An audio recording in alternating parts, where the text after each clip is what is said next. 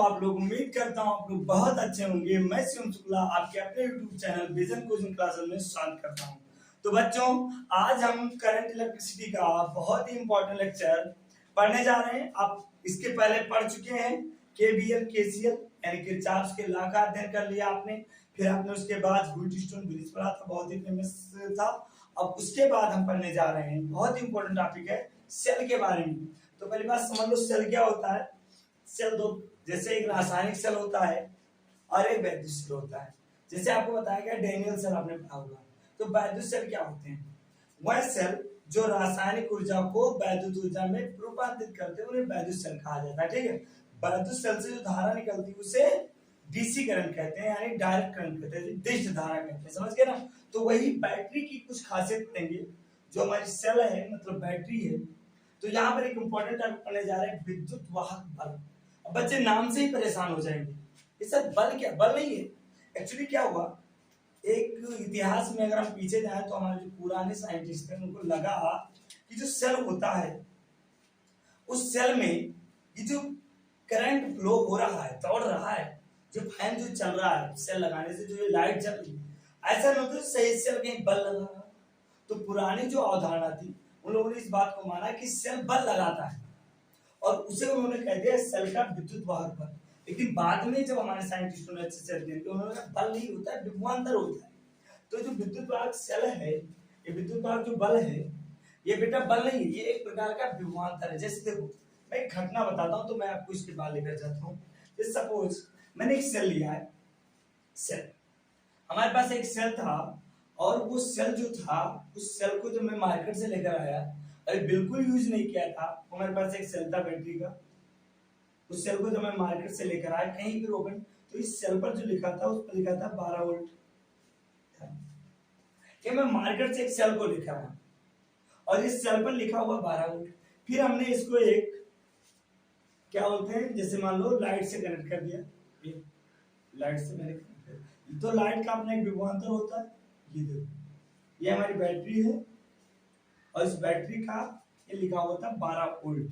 ठीक है, और मैंने यहाँ पर एक बल्ब, और इसी के साथ हमने एक क्या कर दिया, वोल्ट मीटर फिट कर दिया।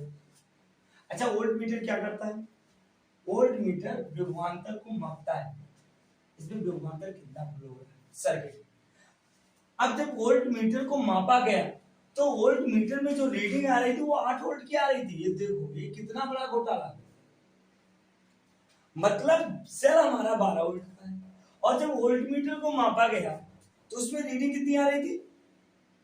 8 वोल्ट। एक चीज और देखा गया, हमने यहाँ पर एक अमीटर लगा दिया। अमीटर में जो धारा प्रवाहित हो रही थी इसका रेजिस्टेंस में मान लो 4 ओम दिया था, और जब अमीटर को मापा गया तो इसमें जो धारा आ रही थी वो 2 एम्पियर आ रही थी। ये देखो, एक गजब का खेल हो गया।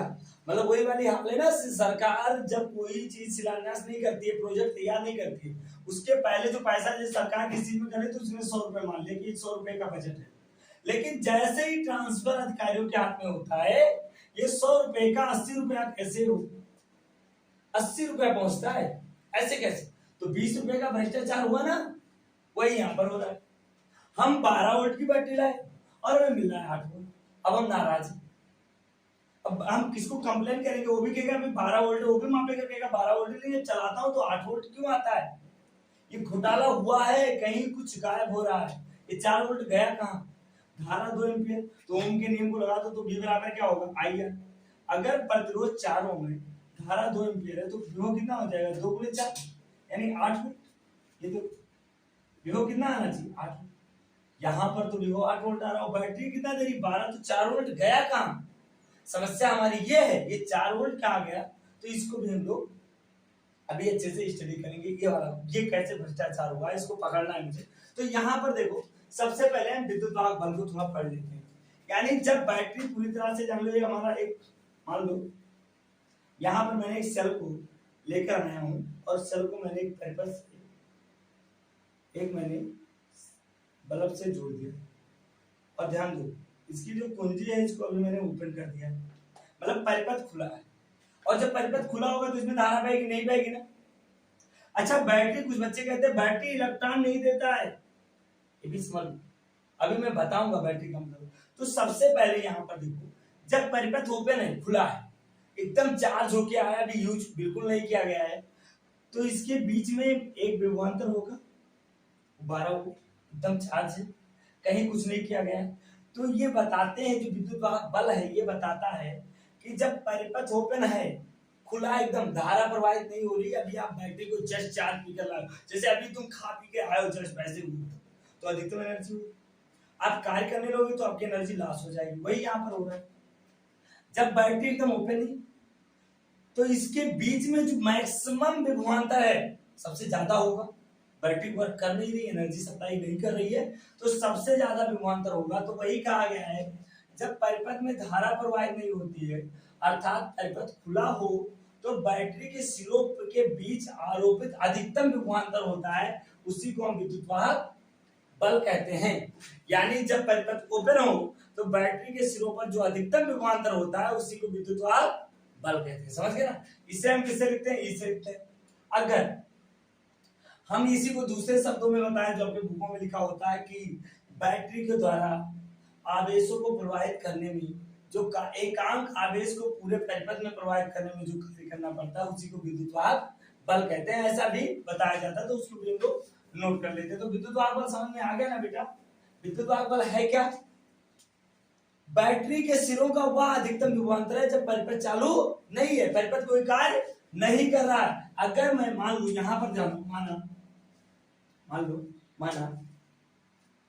परिपथ में एकांक आवेश को प्रवाहित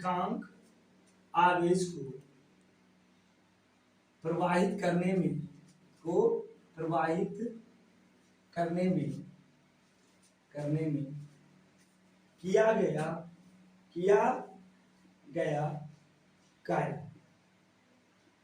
किया गया कार्य विद्युत वाहक बल कहलाता है। समझ गए ना? तो दूसरा परिभाषा ये भी है, जो आप इसको भी लिख सकते हो, कहलाता है। मतलब कहने का मतलब ये है कि परिपथ में एकांक आवेश को प्रवाहित करने में किया गया कार्य, पूरे परिपथ में एकांक आवेश को प्रवाहित करने में किया गया कार्य विद्युत वाहक बल कहलाता है। ठीक है? तो आप पूरे परिपथ में एकांक आवेश को प्रवाहित करने में जो कार्य करना पड़ता है उसे विद्युत वाहक बल कहते हैं। समझ गए? तो विद्युत वाहक बल E बराबर क्या हो जाएगा? ऐसे रखना, कई दो कई किताबें E लिखती हैं ऐसे, और कई विद्युत वाहक बल ऐसे लिखे होते हैं E बराबर। तो E बराबर हम लिख सकते हैं W/Q। इसका भी मात्रक क्या होता है? वोल्ट होता है। तो यहाँ एक पॉइंट ध्यान दो नोट करके, विद्युत वाहक बल, देखो हमारे पुराने पूर्वजों ऐतिहासिक मिसिंग है कि इसको विद्युत वाहक बल कहा गया, इसलिए उनके सम्मान में आज भी हम लोग विद्युत वाहक बल ही कहते हैं इसे। तो नोट, तो विद्युत वाहक बल क्या है? जो ईएमएफ है, इसको इंग्लिश में क्या कहते हैं? इलेक्ट्रोमोटिव फोर्स, और शॉर्ट फॉर्म में ईएमएफ। यानी क्या है बेटा? विद्युत वाहक बल। विद्युत वाहक बल ईएमएफ कोई बल नहीं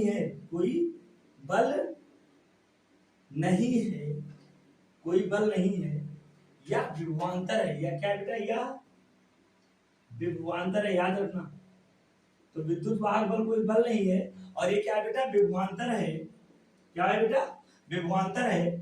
और इसका भी मात्रक क्या होता है? इसका मात्रक वोल्ट होता है।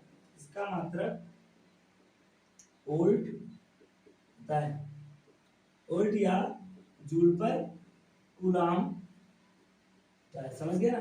तो विद्युत वाहक बल आज से क्या हो गया बेटा? विद्युत वाहक बल कोई बल नहीं है, या बैटरी का अधिकतम विभवांतर है जब परिपथ ओपन हो, खुला हो, तो उसे हम क्या कहते हैं बेटा? विद्युत वाहक बल कहते हैं। समझ गए ना? तो इतना नोट कर लो आपने।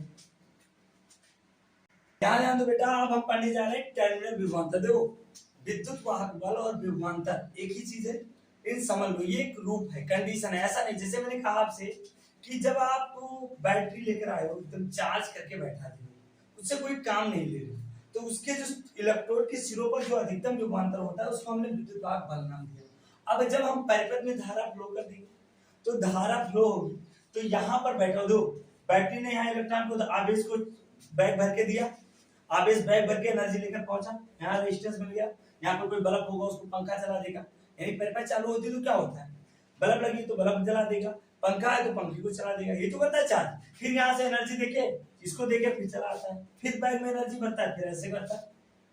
मतलब बैटरी का काम क्या है, बैटरी एनर्जी देती है और चार्ज को चलने के लिए मजबूर करती है। बस चार्ज उस एनर्जी को अलग अलग जगह पर खर्च करता है, बस इतना ही करता है और कुछ नहीं करता। लेकिन जब धारा प्रवाहित हो जाएगी, इसमें जब धारा बहने लगेगी तो यहाँ पर एनर्जी लॉस होगी, तो इसके सिरों पर जो विभवांतर था वो थोड़ा कम हो जाएगा वर्क की वजह से।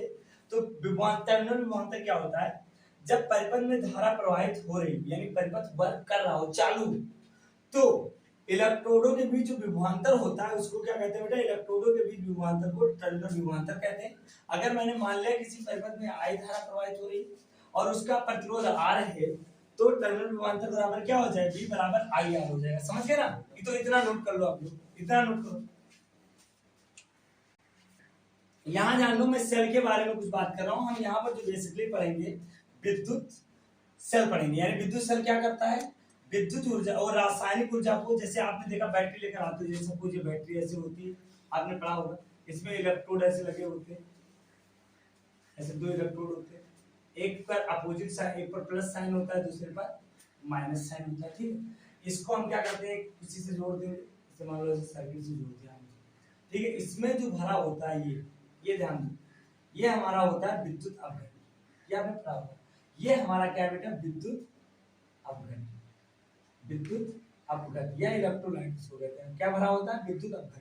ये दोनों होते हैं इलेक्ट्रोड, यानी इन्हीं को टर्मिनल कहा जाता है, सिरा कहा जाता है। समझ गए ना। अब ध्यान दो, जब इसमें हम क्या करते हैं, ये क्या होता है, जब हम इसको चालू कर देते हैं सेल को, तो सेल के पास होती है रासायनिक ऊर्जा, और ये रासायनिक ऊर्जा को कन्वर्ट कर देता है इलेक्ट्रॉन को चलाने में, चालक की। अब चालक के इलेक्ट्रॉन को चलाता है, जिससे धारा बहती है और जिससे विद्युत ऊर्जा निकलता है। यानी जो सेल होता है विद्युत सेल, वो रासायनिक ऊर्जा को विद्युत ऊर्जा में कन्वर्ट करता है। समझ गया। अब कुछ व्यक्ति कंफ्यूज रहते हैं कि सर सेल इलेक्ट्रॉन देता हो, ऐसा लग रहा है, सेल इलेक्ट्रॉन नहीं देता है, सेल इलेक्ट्रॉन उत्पन्न नहीं करता है, सेल केवल जो चालक के इलेक्ट्रॉन है। अच्छा ये अगर सेल इलेक्ट्रॉन होता, समझो तो एक लकड़ी है, ये दो लकड़ी को हमने बैटरी से जोड़ दिया।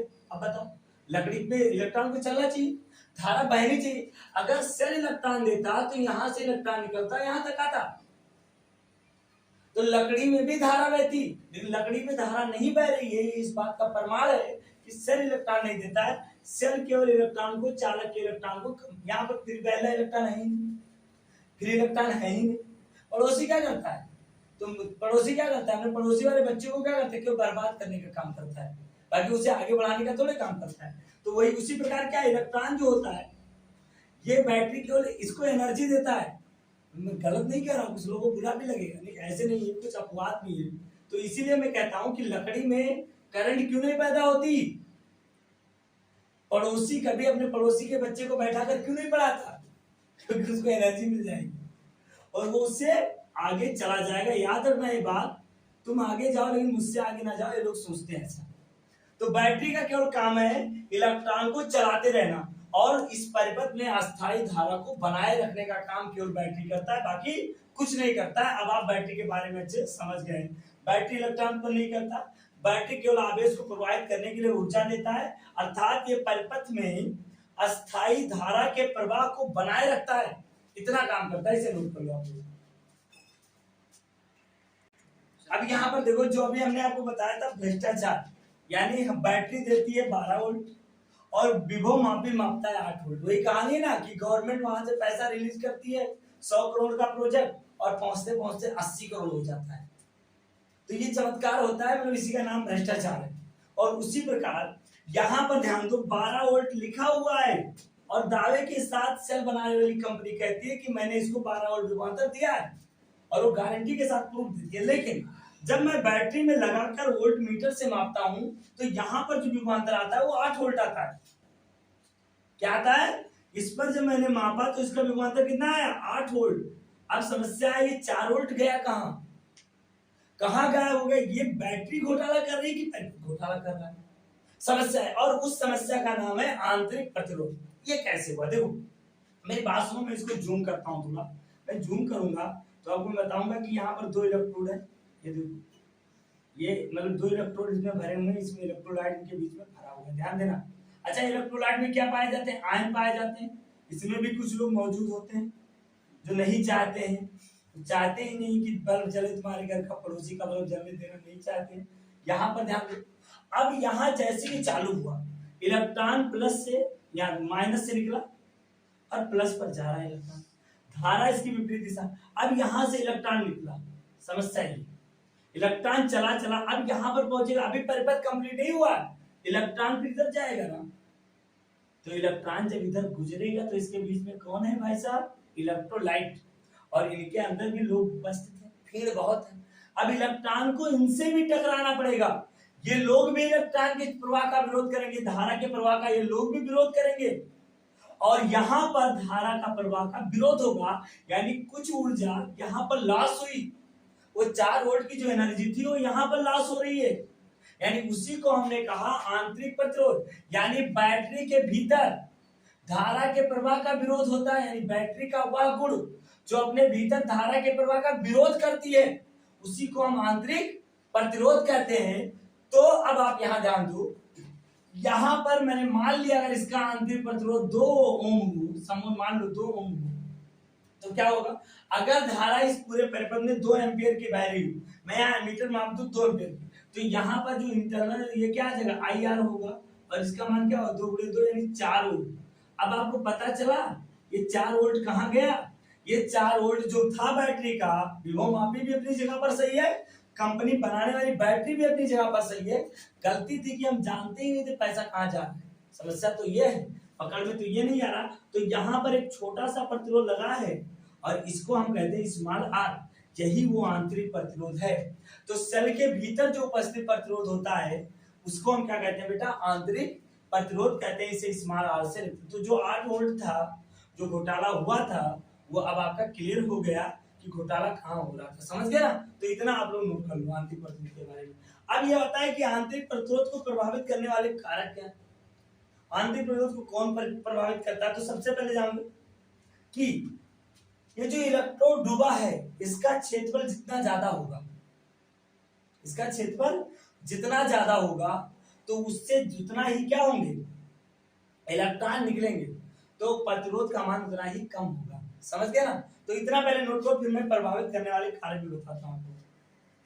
सेल का जो आंतरिक प्रतिरोध है वो कई कारकों पर निर्भर करता है, यानी आंतरिक प्रतिरोध होता है। जैसे मैंने कहा, विद्युत अपघट की सांद्रता, यानी विलयन की सांद्रता जितनी अधिक होगी, आयंस की संख्या उतनी अधिक होगी। और जब इलेक्ट्रोड से इलेक्ट्रॉन निकलेगा, सोचो ये हमारा कोई बैटरी है यहाँ पर, और यहाँ पर इलेक्ट्रॉन यहाँ से इस इलेक्ट्रोड से यहाँ जा रहा है, इसके बीच में आयन की संख्या जितनी ज्यादा होगी, भीड़ जितनी ज्यादा होगा, विरोध उतना ही ज्यादा होगा, तो प्रतिरोध का मान बढ़ जाएगा। मतलब कहने का मतलब है कि विद्युत अपघट की सांद्रता जितनी अधिक होगी, प्रतिरोध उतना ही अधिक होता है। पहली बात तो सांद्रता पर निर्भर करता है। दूसरी बात है, सेल का आंतरिक प्रतिरोध बीच की दूरी पर निर्भर करता है।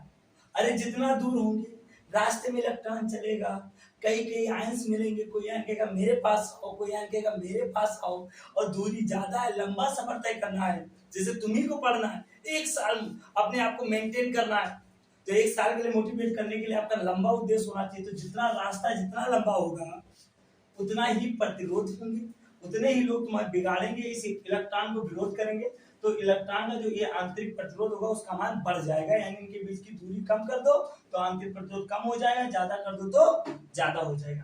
तीसरी बात है, इलेक्ट्रोड का क्षेत्रफल, ये जो डूबा हुआ है यहाँ पर, सॉरी क्षेत्रफल का मतलब समझ लो कि जितना इलेक्ट्रोड विलयन में डूबा हुआ है, तो विद्युत अपघट में जितना क्षेत्रफल ये डूबा रहेगा, उतना ही तो इलेक्ट्रॉन यहाँ से निकलेंगे, तो इलेक्ट्रॉनों की संख्या यानी आवेशों का मान उतना ही ज्यादा होगा, और जब आवेश ज्यादा होगा तो आंतरिक प्रतिरोध का मान कम होगा, समझ गया ना?